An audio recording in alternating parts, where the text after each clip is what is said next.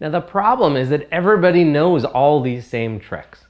Everybody knows how to do SEO. Everybody knows how to buy Google Ads. Everybody knows how to talk to bloggers and get written about. And so it's really hard for brands to stand out. It's really hard for one brand to stand out and be the next giant brand. Well, Seth Godin, a professional marketer, former entrepreneur, he's got a way around this. He's got an idea that you should know about to stand out. And he calls it the purple cow. And really the anecdote, it's written about in a book called Purple Cow. And the anecdote he talks about is driving in the countryside on a weekend drive, right? You're in a car, you have some kids in the back seat, you're driving along, and unless you live out in the rural area, when you see cows on the side of the road, it's novel, it's interesting, and you point out to the kids, hey kids, look, cows. And these days, the kids will put down their iPads and their phones for a moment. They'll look, they'll say, yeah, cows, yeah.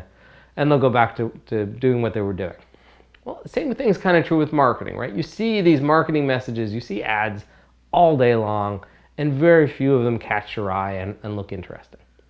Well, the second time you pass the farm on this drive, more cows, you point them out, maybe the kids, if they're young enough, might look at the second set of cows. But not the third, not the fourth, not the fifth. But let's say an hour later you drive by another farm and all the cows are purple.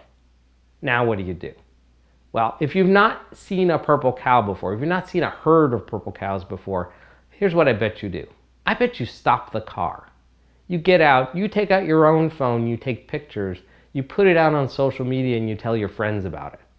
Right? That's a purple cow. Something that is so remarkable that you stop your life and tell your friends about it. And that's what Seth writes about.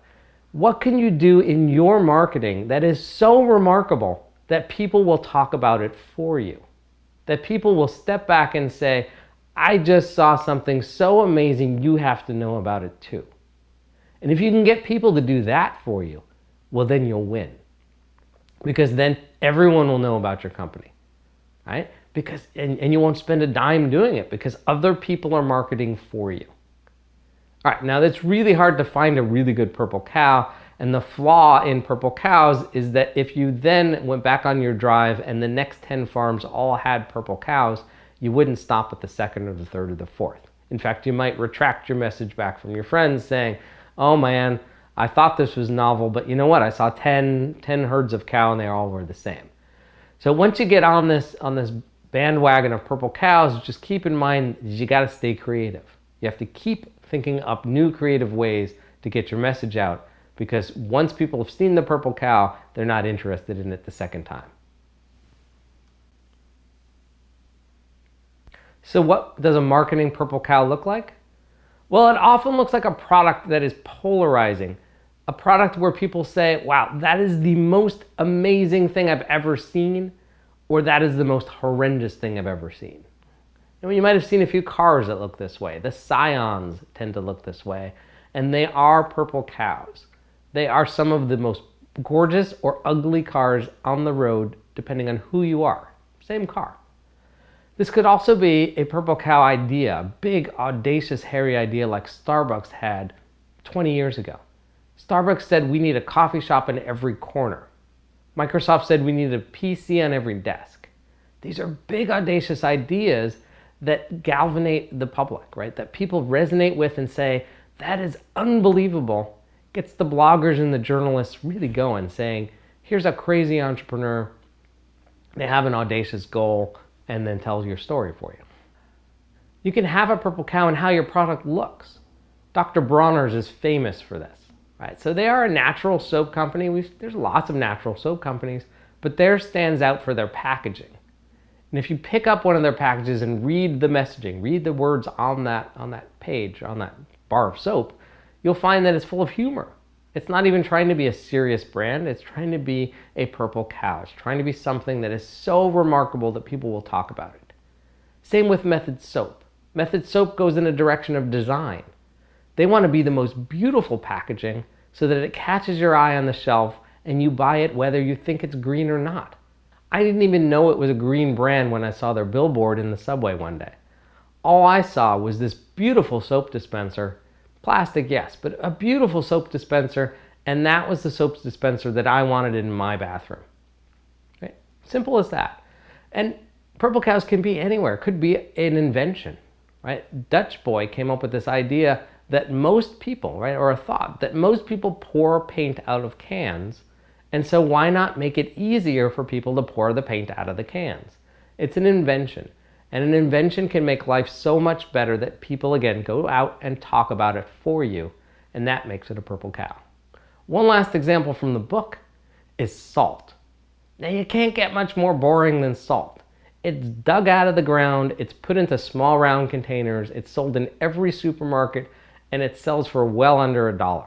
I think I paid 59 cents for my last container of salt. Okay, so we talked in the competition section about the troubles of trying to compete in sugared fizzy water in a red can. Well, this is even harder. How on earth would you come and compete in a market where your competitor is selling something almost for free, selling a commodity that is just dug out of the ground? Well, the way you would do it is with a Purple Cow. And someone did, about 10 years ago, come up with that Purple Cow. It's still a tube, it's still blue, but it's sea salt. And they did it at $6 a container. It started back then at $6 a container. So what they did is they went to the high end. They said, our salt is nothing like that cheap salt you're buying. Our salt is magic. Our salt is amazing. You want it in coarse grain or fine grain, either way, you're paying $6 for the same stuff that you're buying for 59 cents right next to it on the shelf.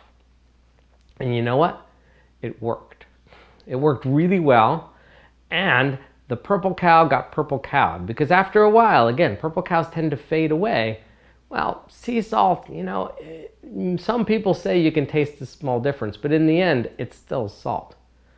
So the Purple Cow of the Purple Cow is an even higher end sea salt. A $16 a pouch sea salt that comes from a specific beach in a specific part of the world that has different colors to it, supposed to have a different flavor and so forth. It is the most amazing salt in the world, and at $16 a pouch, they don't have to sell the same quantities as the 59 cents a tube. Right? So it can be as simple as that. You can go high end, you can go low end. Your Purple Cow can be anywhere that your competitors are not.